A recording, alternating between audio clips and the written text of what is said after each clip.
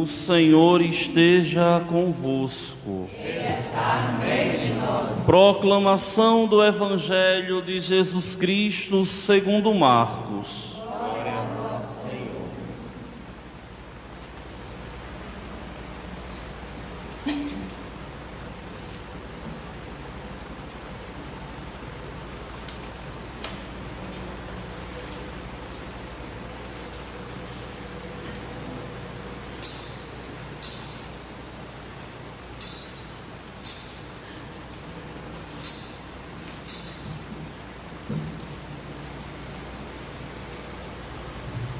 Naquele tempo, Jesus saiu de novo para a beira do mar.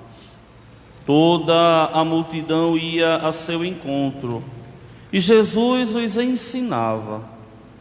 Enquanto passava, Jesus viu Levi, filho de Alfeu, sentado na coletoria de impostos, e disse-lhe: segue-me. Levi se levantou e o seguiu. E aconteceu que, estando à mesa, na casa de Levi, muitos cobradores de impostos e pecadores também estavam à mesa com Jesus e seus discípulos. Com efeito, eram muitos os que o seguiam. Alguns doutores da lei, que eram fariseus, viram que Jesus estava comendo com pecadores e cobradores de impostos. Então, eles perguntaram aos discípulos: por que ele come com os cobradores de impostos e pecadores?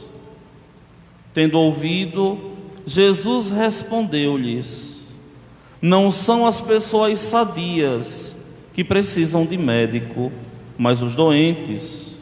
Eu não vim para chamar os justos, mas sim pecadores. Palavra da salvação. Glória a vós, Senhor.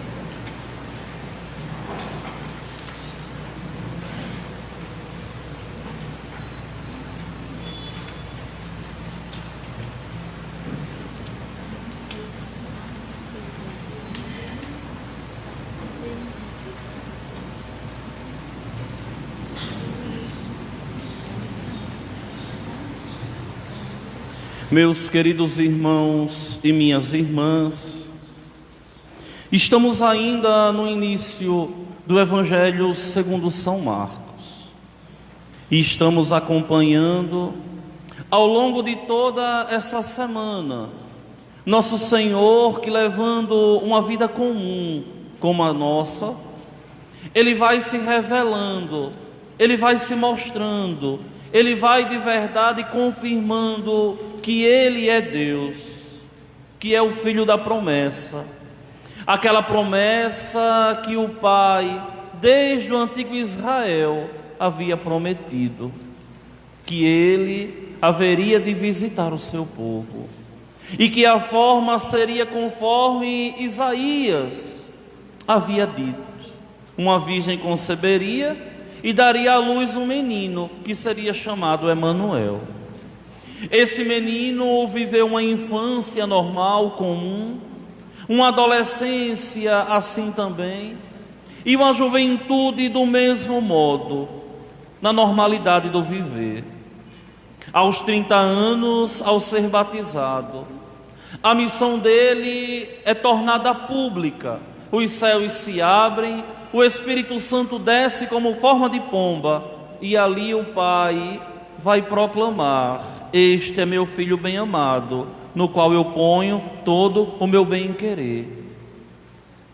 E assim começa a vida pública de nosso Senhor. E ele sai ao mar da Galileia, chama Tiago, chama João, seu irmão, chama Simão, chama André, expulsa demônios, cura a sogra de Pedro e começa a sua vida miraculosa e começa a atrair as multidões. Hoje nós começamos esse segundo capítulo de Marcos, e tudo isso que eu acabei de narrar, que nós vimos ao longo de toda essa semana, foi o primeiro capítulo do Evangelho de Marcos. Só que esse texto de hoje, ele tem toda uma particularidade. Por quê? Porque mais uma vez o Senhor está a caminhar à beira do mar. E toda a multidão vai ao seu encontro. Sim, ó meus irmãos, nós temos que tomar consciência que para muitos dilemas, para muitas situações da vida, só o Senhor tem a resposta. E é preciso sair e ir ao encontro dele. E é preciso ir verdadeiramente ao encontro de Cristo. Não do nosso modo, mas do modo que ele nos atrai. E aquela multidão numerosa ali vai ao encontro do Senhor. E é impressionante porque os 4 evangelistas, eles falam com dignidade e com sabedoria que o Senhor sempre ensinou o povo, catequizou o povo, falou verdadeiramente da missão do homem sobre a terra. E essa sua mensagem ainda hoje ecoa nos corações humanos. E as suas palavras, a sua catequese, os seus ensinamentos, até hoje perdura na história humana. Nunca se viu um homem falar e a palavra ter vida depois de 2000 anos. Tantos e tantos sabichões, sábios, entendidos, passaram pela terra, pela história, com as suas filosofias, com as suas histórias, com os seus ensinamentos, e tudo caiu no ostracismo, e tudo ficou para trás. Mas a palavra de Deus, aquilo que ele ensinou da sua própria boca, é viva e é eficaz. Olha, quando eu estava na minha formação no seminário, eu já falei isso aqui algumas vezes. O meu diretor espiritual, ele me obrigava a escrever homilia todos os dias. Todos os dias eu era chamado na minha meditação a fazer um trecho de uma homilia. Não tinha nem para quem pregar, porque vivia preso só estudando, mas todos os dias fazia de uma leitura a homilia. E deixava o caderno na capela e depois ele ia olhar. E ele chegou uma hora que ele disse assim: olha meu filho, agora nós iremos mudar o método. Você não vai ficar segunda-feira, primeira leitura, terça-feira, segunda leitura, quarta-feira o Salmo, quinta e sexta o Evangelho, não. Do domingo isso.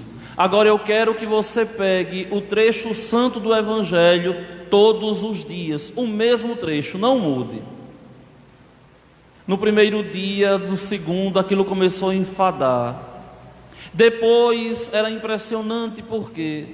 Porque o mesmo trecho dos evangelhos, em dias diferentes, tinha uma mensagem diferente.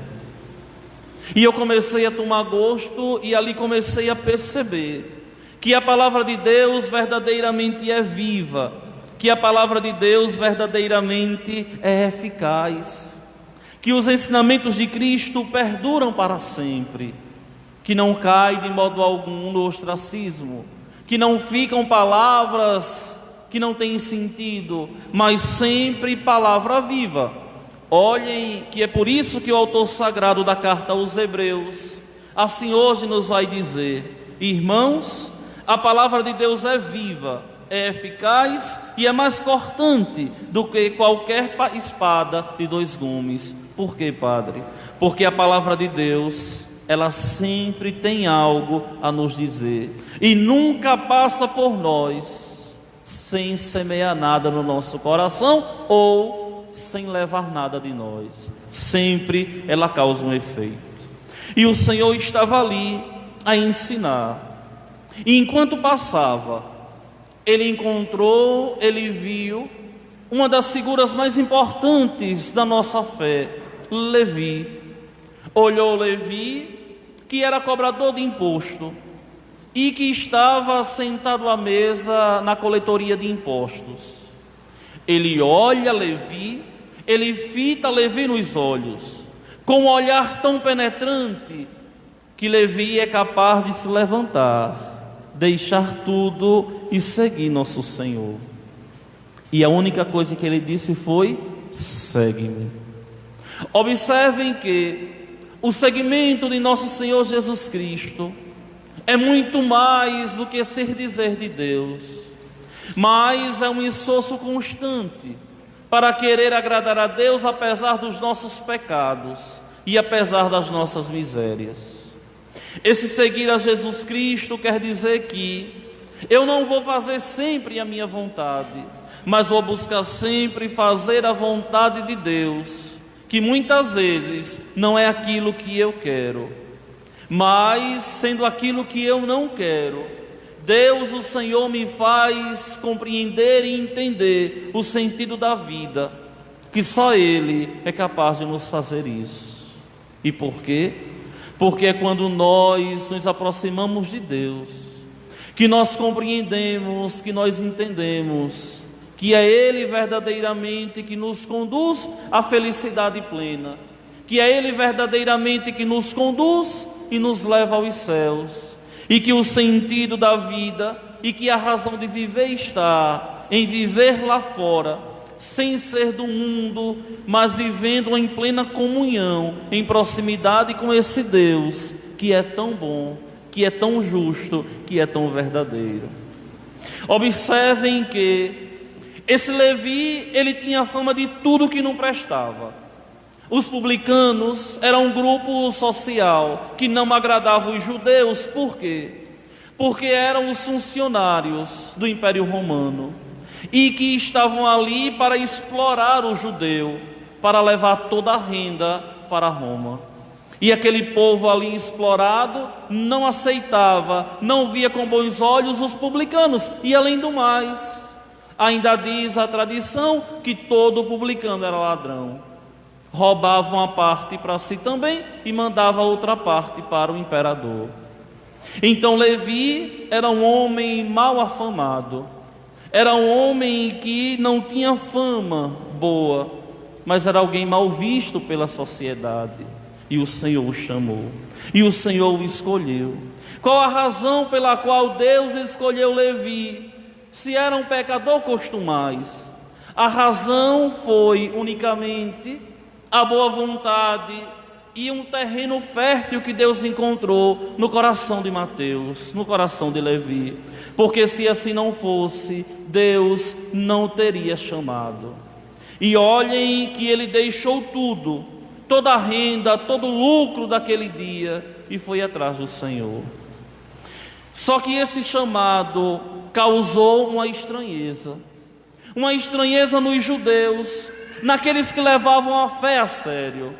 Eles não conseguiam entender e compreender como é que aquele homem que era o Messias, que era o filho da promessa, que era o Emanuel que eles esperavam há 600 anos desde a profecia de Isaías, agora estava junto com pecadores. A diferença, meus irmãos, é que nosso Senhor, Ele nunca fez acepção de pessoas. E Ele se aproximava do pecador, não para ser seduzido pelo pecado, mas para seduzir o pecador à vida da graça. Semelhante àquela cena que nós íamos essa semana, quando o leproso chegava perto dele e dizia: Senhor, se tu queres, tu tens o poder de curar-me. E eu dizia a vocês, quem tocava num leproso ficava impuro. Como o Senhor era santo e o poderoso, Ele ao tocar no leproso, era o leproso que ficava puro, não o Senhor que ficava impuro. A mesma coisa aqui nas relações. Andava com os pecadores para convertê-los, andava com os pecadores para atraí-los a Deus e fazê-los mudar de vida. Tanto que nunca se ouviu dizer que nosso Senhor Jesus Cristo tenha cometido nenhum pecado social, nenhum pecado voluntário, nenhum pecado de modo algum. O todo puro, o todo santo, não poderia ser verdadeiramente infiel. E eles estranham, e eles não entendem, e eles não compreendem a relação de nosso Senhor. E é aqui que nosso Senhor vai de verdade demonstrar a razão pela qual Ele vai ao encontro dos pecadores. Não são as pessoas sadias que precisam de médico, mas os doentes. Não vim chamar os justos, mas sim pecadores. E é aqui que nós devemos compreender e entender a missão da igreja, que é corpo de Cristo. A igreja de nosso Senhor Jesus Cristo nunca foi fundada para quem é santo, mas a igreja de nosso Senhor Jesus Cristo sempre foi fundada para nós cristãos, fadados ao pecado, pecadores, para que nós possamos mudar de vida e cada vez mais sermos fascinados pelo Senhor, e na hora da queda voltar ao braço, ao regaço acolhedor de Deus, e na hora das dificuldades procurar a Deus, se redimir diante de Deus, pedindo a Ele perdão. É uma pena tão grande que muitos evangélicos, não entendendo isso, pensam que a igreja é fundada por santo. Não, que a igreja não foi fundada para santos. A igreja foi fundada para os pecadores, para aqueles que verdadeiramente precisam de conversão, para aqueles que querem permanecer na graça de Deus, para aqueles que querem estar em Deus. Eu lembro de um dia que um protestante dizia que não podia ter televisão em casa. Aí a pessoa me dizia assim, depois que saía, né? Olha, padre, é verdade, não tem televisão não na sala, mas no quarto tem uma desse tamanho. Só assiste escondido do povo. Isso é hipocrisia. São os pecadores que são chamados por Deus. E nós cristãos devemos de verdade filtrar aquilo que a gente assiste, aquilo que a gente vê, as pessoas que a gente se relaciona, para que nós não possamos cair, mas cada vez mais crescermos na amizade e na intimidade com Deus nosso Senhor. Esse convite que Ele faz hoje a Levi é o mesmo convite que Ele hoje faz a mim, e é o mesmo convite que Ele hoje faz a cada um de vocês. Venha e siga-me. E nós somos chamados a segui-lo naquilo que a gente não tem vontade, a segui-lo quando o nosso corpo nos pede para pecar, e nós devemos ser atraídos por Deus e escolher todos os dias permanecer e estar no Senhor. Oxalá que o Senhor, o bom Deus, nos ajude, derrame a sua graça sobre todos nós, para que, permanecendo na amizade com Ele todos os dias, nós possamos ser fiéis, e na hora das quedas, e na hora das dificuldades, e na hora das nossas fraquezas, nós possamos agir como aquela criancinha que, ao cair e se machucar, mesmo machucada, ela corre ao encontro do Pai, corre aos braços da mãe, e ali é acalentada, porque sabe que ali a sua vida naquele momento tem segurança nas mãos do papai, nas mãos da mamãe. Esse é nosso Deus, está nos ajudar, está nos orientar e está nos atrair para Ele. Mas na hora da queda, nós devemos nos lembrar que Ele não nos rechaça, mas Ele nos acolhe, porque verdadeiramente nos ama e espera o nosso tempo para responder com amor ao seu amor, que nos é totalmente fiel. Louvado seja nosso Senhor Jesus Cristo. Creio em Deus Pai,